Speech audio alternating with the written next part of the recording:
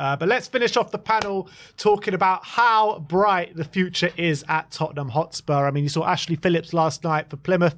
Yeah, they did end up losing 4-1 after extra time, but he did get an assist to his name. You're seeing Alfie Devine do bits out in Plymouth as well. The young players that we've got, I think average age of the squad is one of the youngest in the league at the moment. All these players coming through the academy as well. So James, how bright is this future at Spurs? Extremely, yeah. Especially those players you mentioned, and you've got like Dorrington and Mikey Moore's goal I saw the other day was just that was unbelievable. So yeah, having these players coming through on their own, I think the future is very, very bright. And then if you add into the mix that Liverpool went for Van der Ven, Man United obviously went for Werner. I know he's not one of the youngsters, but he's still young enough. Then you got that Lucas Bergvall could have gone to Barcelona, but Bayern Munich wanted Dragusin. I definitely apply a value to this could be the brightest in my lifetime for the future. This is quite insane. If you've got like these young players, these players out in loan, and I saw there's that 16-year-old as well, that defender, Vuskovic.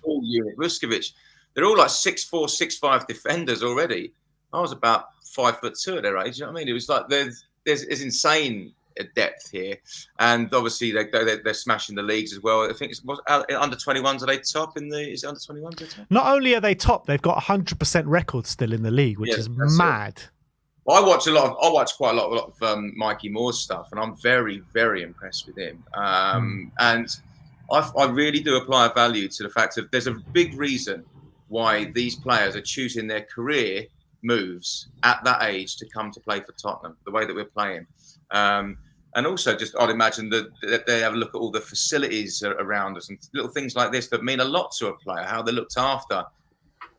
So, yeah, I think I would go as far as to say, in my lifetime, this is the brightest I've seen our future with all them elements involved, and the proof is in the pudding of players like Dragusin and Lucas Bergvall turning down massive opportunities. Like, imagine that from seeing some of the biggest clubs in the world to come to play for it. And if it happens again and again, there's no smoke without fire. There's a big reason. And and I apply a value. I really do. This is the brightest future that I've seen in my lifetime at Spurs. It's mad, isn't it? Because like you go back 10, even 5, 10, 20, however long you want to go back for, you would never have said any young up-and-coming player with a big future ahead of him is going to reject the likes of Barcelona, reject the likes of Bayern Munich, even reject Man United to come to Tottenham Hotspur. And is that a sign, Ash, that the future is just incredibly bright here? Yeah, I think the perception of the club maybe from these youngsters has changed somewhat since, Ange and Academy's been switched around and we've restructured the way the club is. I think perception is everything, Yeah, like we're not winning trophies and we're not, like winning leagues and stuff. But at the same time, they actually believe in the project, what we're building here. They think there's something special on here. And I think that's the reason why they're all, buying into it. A lot of these players now, I remember the wage structure was an issue at one point, and that's why a lot of the youngsters were leaving to go to other clubs because they were paying up. And credit to the club, they changed that, and I think Paratici was a big reason for that. I think when Ange came in, I think he helped with the academy side of things, playing football the way we want to play, attacking, front-footed, and players at all levels all got behind it, and all of a sudden they're excited. There's a buzz, there's an energy around the club, around the staff, the dinner lady, the people that are the kit man, everyone's singing from the same hymn sheet. And so, no puns there, but yeah, literally, I just thought the youngsters coming in now, they're like, yeah, you know what? It's all about Spurs. There's a lot of Spurs young fans out there as well. I'm noticing we've got a strong young fan base at the moment. Loads of kids are choosing Spurs for whatever reason. So I honestly think that the future is bright for Spurs. And I go back to what James is saying, like Mikey Moore, he looks like a talent and a half. The first few clips I saw of him, he was like popping shots off outside the box. I was like, wow, how much ability, how much confidence has this kid got in himself? Now I'm seeing him do it week in, week out for the actual team. I'm like, listen, this guy's actually, he's not a flash in the pan. Like some players, I feel like they get overhyped. You know, everyone's like, we've got our Tom Carroll, we've got our Winks, Jake you know Livermore, we've got our Jay Livermore, we've got, you know what I mean, we've got Mason, like, Stephen Corker. Yeah, so the list goes on. And we hype up, we gas up all these young kids, and they don't quite hit the heights. But I genuinely believe that these guys, they've got something about them. They've got that raw technical ability that I've been battering about the whole show. But I can see the end product. They believe in themselves. They're brave, and the coaches are encouraging it. Yeah, I hate it when I be like, you see like coaches, not there, too much. Why are you doing that? No, pass it backward. I used to hate that. These coaches seem like they're new. They're kind of, the philosophy is more like, you know, turn out, play with the chest up, open up, play forward, expansive. That's the type of language they're using. And players are seeing that and are thinking, you know what, hang on, I think there's something cooking. I'm going to come to join Spurs. And Bergvall, what a player he looks like in terms of like technical capability. But even that clip that's going viral at the moment, when he's talking to the kids, like he's talking to his teammate, he's a captain, and he's firing them up. I was gassed. I was like, yeah, I'm going to play. He said, don't say the name. I said, what? Is this a clip from 300? We're in Barcelona, it doesn't matter. I said, yeah, listen, if he's talking like that in the dressing room, listen, look, the future is it's not bright. We need to put shades on like Ray Charles. Right. But also, what do you think on with the youngsters? Do you reckon there's some sort of Kane effect where they've seen one of our own obviously go through and become England captain? If you're a youngster at Spurs, you're thinking, I can do this. I can do it. 100%. He's the benchmark, isn't he? Yeah. They probably have pictures of him around the whole of the academy saying, if you put the work in as much as this guy, maybe you can reach those levels one day. 100%. He's the benchmark. Can you imagine? Can you imagine going to the stadium as a kid for the first time when Kane was playing and hearing "He's one of us"? Yeah, he's one of us. Like, it's a mad feeling. Like, so I reckon, James is spot on. I agree. I think he put the foundations in for kids coming in. And I think as well, when we improved the training ground in I think it was 2012, it was always going to take a bit of a while for it to like really take effect when it comes to really good quality young players coming through the academy and taking advantage of those facilities. And I think hopefully we're now starting to see that, because the academy just absolutely seems chock-a-block full of talent right now in terms of players who are making an impact, want to make an impact in the first team as well. Even we mentioned players like Jamie Donnelly, Sunsop Bell, Santiago's having a great season at the moment. Lancashire, like all these players at the moment, maybe we're finally seeing the full vision of this training ground being able to develop really good young quality players, which I think if you ask Levy what his dream is if we're able to develop our own players, that's probably what his dream would be. Because imagine you wouldn't have to buy players, you actually develop it through your academy. And that's how, you look at Barcelona when they had La Masia, well, they still obviously have La Masia, but like that's how they got the best team in like one of the best teams in history, like Messi, Iniesta, Xavi, all being developed, Puyol, all being developed from their own academy, and they're able to bring them all through.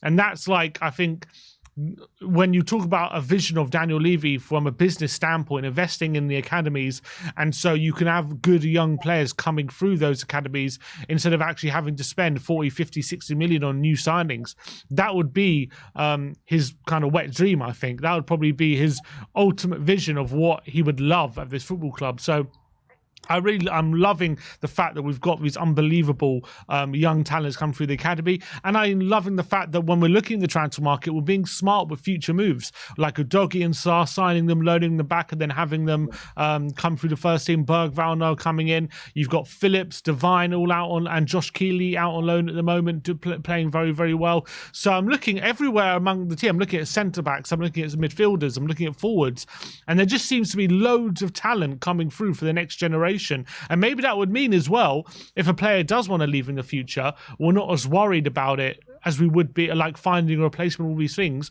if we do have players coming through, young players who are ready to step into those positions. Because it feels like in years gone by, we've been super worried about players leaving and hanging on to players and things like that. And maybe that won't be the case going forward, where we'd have to hang on to an unhappy player. So I'm super excited about the future of the team. It seems that there's a real strategy in place there. It looks like we're really thinking about the future, where it seems as though in years gone by, that's something that's definitely been neglected. And it definitely feels like that's not being neglected at the moment. And also, it's very important to have that pathway from the academy to the first team, which we haven't had for so many years, right?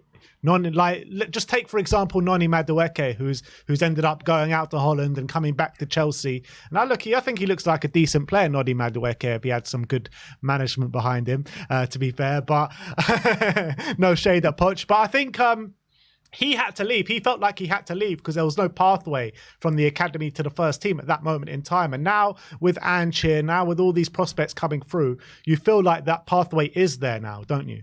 Yeah, definitely. Over like Mourinho and Conte, where they didn't really give the youngsters much go at all. You can visualise it, can't you? The pathway's right in front of you. I totally agree with that. All right, well, at least we can all agree the future is bright. The future is lily white. Ash, get those shades at the ready. But that is it from us today. I want to thank both of you guys for coming on today. Thank you all out in the live chat as well. But James, tell the people where they can find you. So on social media, it's at The Voice of Spurs, and that's across Facebook, Instagram, TikTok, Twitter, YouTube, all of them.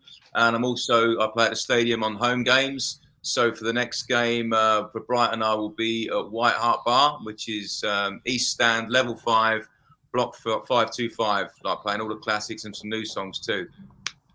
James, last time I tried to come and watch you, I think it was before the Chelsea game was the last time I tried to come, and I just literally just couldn't get in. So many people. The crowd that you pull is absolutely insane. So keep up the great work. Yeah. Thank you so much. Who are the new songs about? If you could just tease it. Like, do you have any names? I've got a Madison one, new one, and I've got one that's just digging out one of our rivals. This seems to be going down quite well. I'm showing it to a few people here and that. So there's a couple, but there's a few more as well. There's a different Werner one that I've looked at as well. That I played at the last game, and some of the fans took to it straight away. So there's a few. You must be so chuffed with how big that the Ange Angels song has got. Like, they play it at the end of every single game now. It's mad. Yeah, I'll be honest with you, mate. That's just the pinnacle. That's all you really want to happen, really, is like the whole stadium Spurs fans singing your song. Once it happens, it's like you just chill. I think you just think, that's great. That's something forever for me. But I always keep going and writing new stuff on that. But that's all I wanted to happen, really. It's the pinnacle of one of. It's more important to me than Robbie singing it. Is the Spurs fans singing it. I mean, it's. I'm Tottenham, like I say to you, over absolutely everything. I'm obsessed with Tottenham. So, I mean, the first time I heard it was when we scored the last-minute winner against Sheffield United, and I was on my knees already, like just so happy. And then I hear the whole stadium singing my lyrics. It's like I don't think I can ever. I just stood there silent, and as you can tell from these panel shows, that takes quite a lot. Mate's just looking at me. I just didn't know what to say, really, to be honest. Yeah, but yeah, I mean, Spurs fans are the best in the world, and they'll tell you if a song's good or not. Yeah, it's been insane, and the crowds have gone to crazy new levels. It was building from, because I did the Champions League song in 2019. It was building from that nice, but now it's levels where they're all I can't really see around to the back of it. To be honest, it's fun. And definitely think like your injection of just like new energy when it comes to these new songs this season has definitely added an extra element as well in terms of the fan base. So I do want to commend you for all the great work that you do. I hope you carry it on. It's really added something special for this season because we've needed some more songs, basically. Let's be honest. We've seen the same. I said it to you. Like, we need to be more original. I can't just hear when the Spurs go marching in and that's it. Yeah. So like, just changing the lyrics and that. Exactly. Yeah. So like, I thank you so much for the great work you've put in like writing these songs and getting them to the forefront because it's really added something special to this season and hopefully going forward. You guys have helped me as well, like by putting me out there and everything. I really appreciate that. You guys are everything to me. Your shows are amazing, so and I really appreciate it. Appreciate the Thank you support. so much, James. Thank you so much, and thank you for coming on. But Ash, tell the people where they can find you. I hear you've got under a little bit of a rebrand. Yeah, we've switched it up a little bit. We were Southview COYS, but now we are Spurs Kings, man. We're Spurs Kings right now. The Spurs Kings. Yeah, man, we're Spurs Kings right now. So guys, pull your phones out. I need to see some subscriptions right now. Add it up. Is that across all channels? What's that on? Is that on YouTube? That's our YouTube channel. Yeah, that's my YouTube channel. There's 3 of us that we host it or different times, but it's me, my boy Marlon, and Hass. We do the shows, post-match shows. I did a show last night and I just talk about, Spurs a little bit more, talk about rumors and stuff, who we're linked with, blah, blah, blah.